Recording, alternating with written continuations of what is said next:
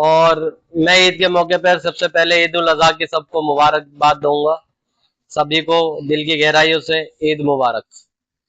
और इस विषय में मैं कहना चाहूंगा कि हमारे राष्ट्रीय हिंदुस्तानी मंच पूरे राष्ट्र में काम कर रहा है, जिससे कि हमारे संज्ञान में बात आई हमारे कार्यकर्ताओं से कि जो पशु हैं, कुर्बानी के पशु हैं, इनको लाने में, ले जाने में और खरीदने में, फरोख्त करने में बड़ी परेशानियों का सामना करना पड़ रहा है, व्यापारियों को, ट्रांसपोर्टरों को और आम जनता को। उसके लिए हमने संज्ञान में बात ली। फिर गृह मंत्रालय में अपना एक लेटर दिया इस विषय में। ये है letter.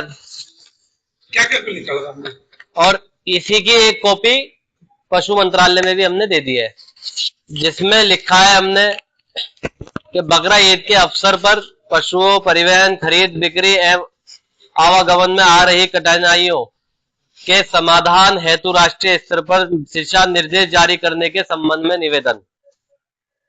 Ministry of home affairs, Bharat सरकार। सभी ने निवेदन है, वर्तमान समय में देश के विभिन्न राज्यों में बकरे ईद के अवसर पर पशुओं जैसे बकरी, भेड़ आदि के परिवहन, खरीद, बिक्री एवं आवागमन के दौरान अनेक प्रकार की व्यवहारिक कठिनाइयां उत्पन्न हो रही हैं। इन समस्याओं के कारण पशुपालकों, व्यापारियों एवं संबंधित नागरिकों को निम्नलिखित कठिनाइयों का सामना करना पड़ रहा है।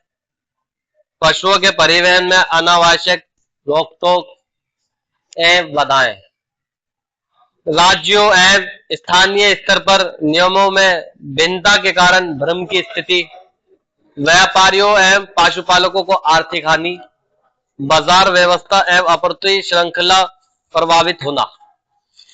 आपसे विनम्र अनुरोध है कि इस विषय पर राष्ट्रीय स्तर पर स्पष्ट एक रूप दिशा निर्देश जारी करने की कृपा करें, जिससे पूरे देश में एक समान व्यवस्था लागू हो तथा पशुपालकों एवं व्यापारियों को अनावश्यक परेशानियों से राहत मिल सके। यह कदम न केवल कानूनी व्यवस्था को सुचारू बनाएगा, बल्कि आर्थिक गतिविधियों को भी सुरक्षित एवं व्यवस्थित रखेगा। आपकी अति कृपा होगी। दानिश मलिक, राष्ट्रीय अध्यक्ष, राष्ट्रीय हिंदुस्तानी मंच।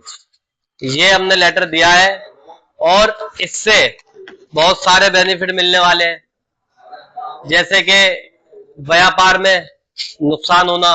भाई एक किसान है या पशुपालक है या पालन है, तो उन्होंने बहुत मोटा इन्वेस्ट किया होता है जानवरों पर।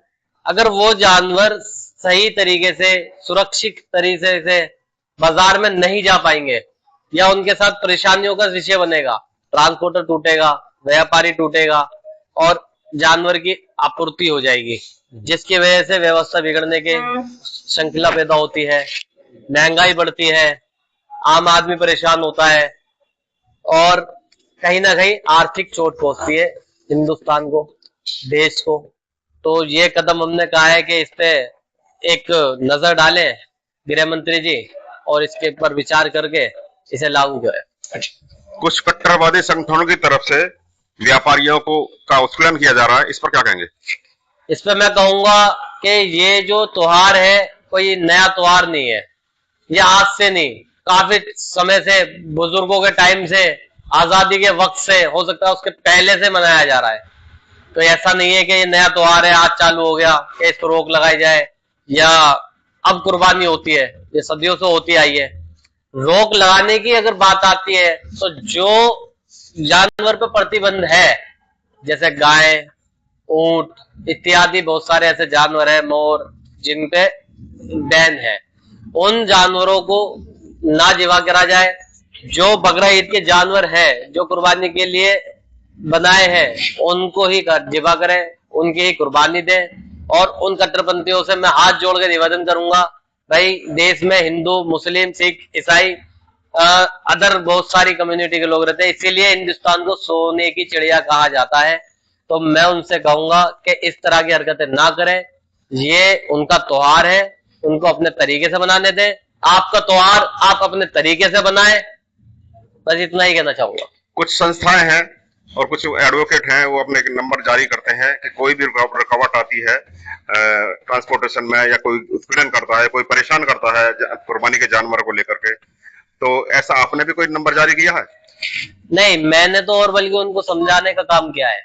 मेरे पूरे राष्ट्र से मेरे कार्यकर्ताओं का मैसेज मेरे पास आया, कॉल मेरे पास आई कि सर हमारे पे शिकायतें आ रही हैं, उनको बीच में रोका जा रहा है, परेशान करा जा रहा है, उनसे रंगदारी मांगी जाती है गाय के नाम पर, या फिर ओवरलोडिंग के नाम पर, या फिर जानवर के नाम पर।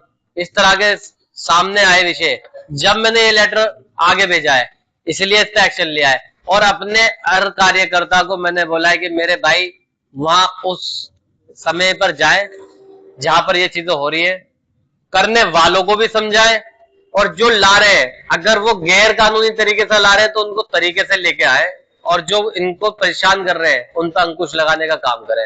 आपकी संस्था राष्ट्रीय हिंदुस्तानी मंच कितने राज्यों में एक्टिव है? हमारी संस्था पूरे हिंदुस्तान में काम कर रही है। कितने राज्यों में?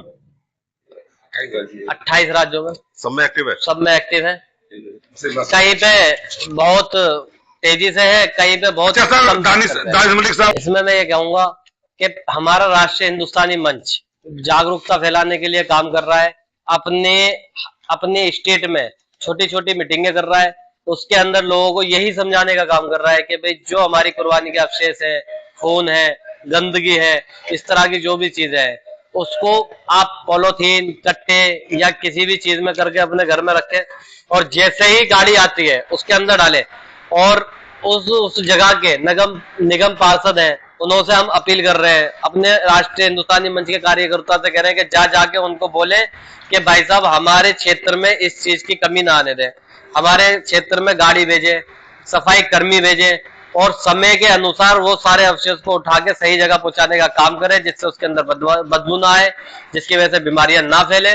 और साथ में हमारे राष्ट्रीय हिंदू से पूरे देश से अपील करूंगा, जितने भी हमारे मुसलमान भाई हैं देश के, उनसे कहूंगा ठीक है हमारा त्योहार है, हमें मनाना चाहिए, हमें अच्छा लगता है, लेकिन कुछ हमारे भाई भी इस देश में रहते हैं जिनको अधिकार है, उनको इस चीज से परहेज है, गुरेज है, उनका दिल मतलब नहीं इस चीज को एक्सेप्ट करता है। तो उसके लिए सोशल मीडिया पे ये चीजें ना करें, अपने घर के अंदर तरीके से इसको कुर्बानी करें, खुले में ना करें, बाहर रोडों पे ना करें, अपने घर के अंदर कुर्बानी करें, उसके अवशेष को ढककर तरीके से कूड़े के अंदर पहुंचाने का काम करें।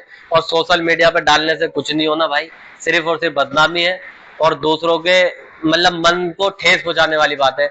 इस्लाम धर्म किसी की भावनाओं को आहत ना करें। जी, भावनाओं को आहत होता है, और हम जो इस्लाम धर्म है ये कहता है किसी का दिल दुखाना भी गुनाह से कम नहीं है। Okay sir, thank you.